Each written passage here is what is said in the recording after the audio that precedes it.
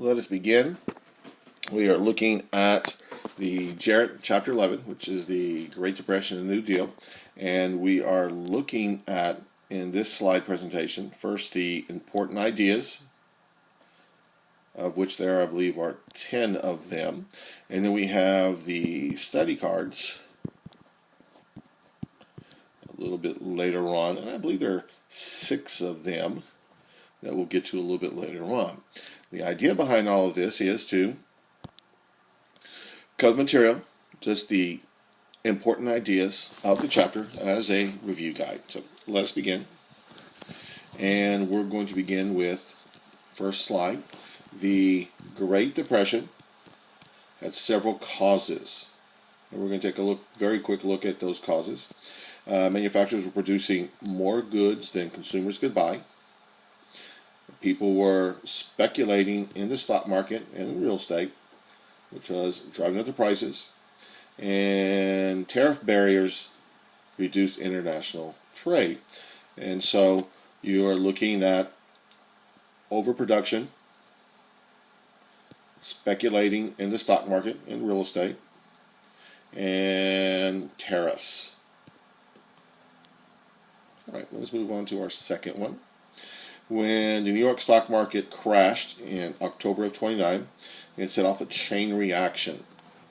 The stock market crash itself was not the cause of the Great Depression. It was just one of a series of events, but it was a very important event. The chain reaction that occurred, the stock market caused a chain reaction. The chain reaction was investors are losing their savings. Companies could not sell stocks, which of course they then used to raise money. Manufacturers closed factories, prices dropped, and then unemployment grew. Let's take a look at that again. Erase this and use a little different way to mark it, hopefully a little easier to see. So the chain reaction was investors lost money. Companies could not sell their stocks, which of course they used to raise money. Manufacturers closed factories, prices dropped, otherwise known as deflation, and unemployment grew. Makeshift shantytowns known as Hoovervilles, named after the President Herbert Hoover, were created. They sprang up all around towns. So these Hoovervilles grew up on the outskirts of towns. Many people relied on soup kitchens for food. And you had Dorothea Lange and John Steinbeck depicting the human suffering of the Great Depression. So, October 29, stock market crashes, causes a chain reaction. The chain reaction, investors losing money, companies cannot sell their stocks, factories closed, prices dropped, unemployment grew. Hoovervilles spring up as a way to sort of insult President Hoover. And you had Dorothea Lange and John Steinbeck depicting, explaining, showing some of the suffering that took place during the Great Depression. Our next slide on the Great Plains. Again, the Great Plains, that area between the Mississippi River and the Rocky Mountains. A dry spell of weather in the 1930s turned the soil into dust. There was a... Sorry, I'm back. I had to step away for a second. I'm sorry. A dry spell of weather in the 1930s caused the Great Plains to turn the soil into dust. This is called a drought, and it was a several-year-long drought. Farmers had to leave the Dust Bowl, which is what the area was referred to, the Dust Bowl. Many farmers migrated to California, where many of them were called Okies, because many of them who left the Great Plains were from Oklahoma. And so the Great Plains, due to drought and due to other conditions, other factors, overproduction of the soil, misuse of the land, that kind of stuff, the drought caused the soil to turn into dust. The dust was blown hundreds of miles, thousands of miles away by the great dust storms that do occur on the Great Plains. This dust bowl caused many farmers to migrate to California. Our second bullet, about 500,000 Mexican-American workers were forcibly sent back to Mexico because of the Mexican repatriation program.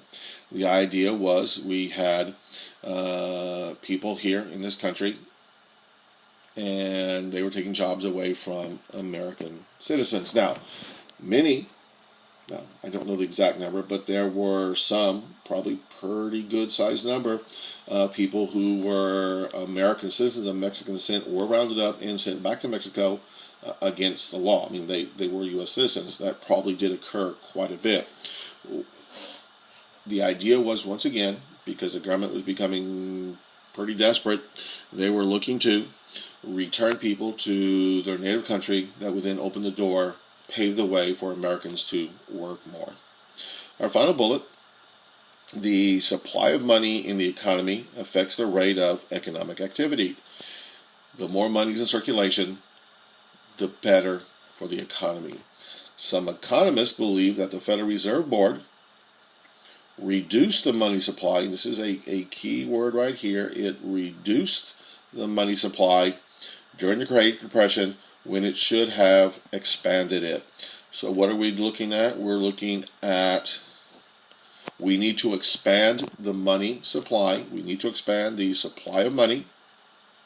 The Federal Reserve Board reduced the money supply during the Great Depression, which of course prolonged it, made it worse, and they should have been expanding it. All right, let's move on to our next slide. During the Great Depression, women often had the job of holding things in the family together when their husbands were unemployed. There was an expression in the 1930s, everyone but dad works. The idea behind this was, since men were paid more than everyone else, more than children, more than women, that it was better for me as an employer, it was cheaper for me as an employer to hire women and children because I could pay them less for doing the same job their dad did. So everybody works but dad became quite popular, became quite widespread, and so women, wives, daughters, sons, women and children often worked when the father did not, because again it was just cheaper for the employer to hire women and children. First Lady Eleanor Roosevelt addressed women directly in her book, It Is Up to the Women. Our second bullet on this page: many Americans felt Herbert Hoover did too little. This is an important point right there. Many Americans felt that President Hoover did too little and too late to combat the Great Depression, and they were correct. He did not do enough, and when he did start to do a few things, like the Reconstruction Finance Corporation, when he did finally start to do that, it was too little and it was way too late. If he had done these things sooner, like the Reconstruction Finance Corporation, then it is possible that he could have won re-election in 1932. It is possible the Great Depression would have been much milder, much shorter, and much less harmful to the American public. But again, because of Herbert Hoover's belief in laissez-faire economics, because of his belief in American rugged individualism, and his belief that the American public would be able to correct the problems that, let's face it, the Republican Party helped create, because of that belief, he did very little. And because of that, he did not win re-election in 1932. Okay. He did, and let's talk about a couple things he did do. He cut taxes. Okay, that's always a good thing. We go back to our previous page about the Federal Reserve Board needing to get money in circulation. One way you do that is to cut taxes by cutting. Oops, sorry, that is way too large a line. Sorry about that. By cutting taxes and by lowering interest rates, you are getting money in circulation, which is what a slowed economy needs. So one thing he did do, he did cut taxes. That is good. It was a little bit too little, too late, but true. He did try something. Of course, he did establish the Reconstruction Finance Corporation. The idea behind the Reconstruction Finance Corporation was to make loans to banks and businesses that would then help them pay their salaries, employ people, which would get some money in circulation. But he failed to provide direct emergency relief. Again, he failed. He and his administration did not provide direct emergency relief to the people, fearing he would undermine Americans' rugged individualism. He's right. We go from one extreme under Hoover to another under Roosevelt. Hoover did very little because he wanted to maintain that rugged individualism of Americans, the ability to take care of themselves, to help their friends, their family in emergencies. We go from that to Roosevelt, where everybody's looking for a handout, or everybody is receiving a handout. Anyway, let's move on to the next slide.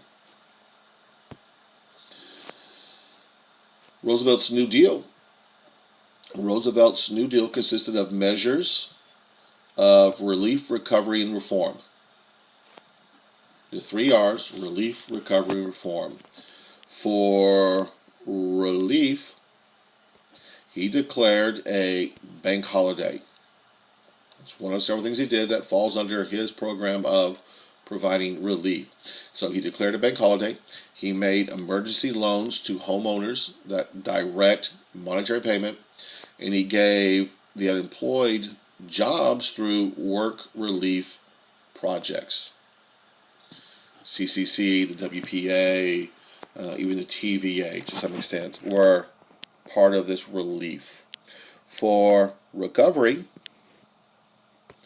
for the second R of the 3 R's, relief, recovery, reform, for recovery, he sought to prime the pump to get the economy going by putting money into the economy to get it going. So again, he's trying to prime the pump by putting money into the system, which he hoped would sort of jumpstart the economy. He established, through the recovery concept of priming the pump, he established voluntary codes for businesses to follow and passed legislation to keep prices up, farm prices up. Now, unfortunately for him, these 2 attempts, the NIRA and the AAA, were both deemed unconstitutional down the road by the Supreme Court. But again, the idea is he is trying to prime the pump. He's trying to get money directly in the hands of people and hoping that would then push the economy into gear. Our third R under the 3 R's, reform. Roosevelt proposed Social Security. By the way, that S under security should be capitalized. Social Security, a program with insurance for the unemployed or retired. He did this to provide a safety net. Prior to this, if you lost your job, you lost your home, any bad thing occurs, people would turn to friends, turn to family, turn to the church. But we're seeing such widespread, to the tune of millions and millions of people being affected. We're seeing such widespread unemployment and misery that friends, family, and the church just cannot handle the sheer numbers of people who need help. And this is where the government should step in. The government has an obligation to step in during these periods of crisis to help the American public. The only difference between FDR and myself, or someone who believes that FDR did a great job, was to what extent do we do this, for how long do we do this. Under FDR, many of these programs were open-ended, which means that there really was no end in sight. That's the biggest problem I have with many of these programs. Let's move on. He introduced the FDIC to protect bank deposits. Again, your money was guaranteed to be safe in the bank up to a certain dollar amount. I believe originally it started at about $60,000, and of course it has risen over the years. In addition to the FDIC, the Federal Deposit Insurance Corporation, that should be FDIC, not FCIC, I'm sorry. Poor typing on my part, forgive me. FDIC, that should be a D right there. It should be FDIC. Sorry about that. Anyway, in addition to the FDIC, he introduced the Securities and Exchange Commission, the SEC. His job was to prevent fraud in the stock market. All right, let's move on to our Next slide. There were many critics of the New Deal. Okay, a lot of people didn't care for Roosevelt and his policy of the New Deal. We have three of them mentioned here. You have Father Conklin, Francis Townsend, and Huey Long. All of them believe that the New Deal did not go far enough. These individuals were to the left of Roosevelt. In some cases, they were socialists, wanting the government to take over everything and run everything. And so these were just three of the critics. Again, there were, to the right of center, there were Republican critics of Roosevelt, that he went too far. These three individuals, Father Conklin, Francis Townsend, and Huey Long, felt that the government did not go far enough, and they proposed, to one extent or another, giving government money. They proposed giving government money directly to the needy. Finally, our last bullet on this page, the U.S. Supreme Court overruled part of the New Deal. Okay, the New Deal was deemed unconstitutional, or parts of it were deemed unconstitutional. In one case, Schechner versus the United States, on the grounds that Congress could not give the president powers that were not granted directly or indirectly in the Constitution. So essentially, the United States government gave the president the power to create legislation, and we talked about this in a previous slide about businesses coming up with voluntary codes that they would then follow. Things like, work weeks, number of hours in work per day, the quality of the goods you must sell, and those types of things. Anyway, Congress could not give the president that power. Congress cannot give the president powers that were not granted directly or indirectly in the Constitution. So therefore, in the Schechner case, the NIRA is deemed unconstitutional. Now, how does Roosevelt respond? Well, Roosevelt responds by developing a court packing scheme, which is what it was called. That's not its official name. But he wanted to put more men on the court that would be sympathetic to the New Deal, people who would support the New Deal that Roosevelt was proposing and putting into effect, and therefore none of his New Deal programs would ever be overturned again. His court packing scheme proposed an additional justice on the court for each justice over the age of 70 and a half. So for every justice that was on the court that was over the 70 and a half year age, and I believe there are 5 or 6 of them, they would be able to be an additional judge added to the court. So if there were 5 justices over the age of 70 and a half, then Roosevelt could add 5 more justices. The idea was the people he would put on would be very sympathetic to his plight, to his work in the New Deal, and nothing would ever be deemed unconstitutional again. The plan was rejected by Congress, and the American public didn't like it at all. They saw it as an attempt, the American public saw it as an attempt to upset the traditional balance of power that existed in the American government, the separation of powers. So his plan went down to defeat. It hurt him politically. It hurt him in Congress. It hurt him in the eyes of the American public. But he never had another piece of his New Deal legislation deemed unconstitutional by the court. So whether this was because of the fact that the laws being passed and signed by him into effect were actually constitutional, or the court was somewhat intimidated, is debatable. But never again did he have another piece of legislation that was deemed unconstitutional. All right, we're going to go ahead and stop it right here. I'm going to do a second video in just a moment on the Great Depression New Deal study cards. Bye.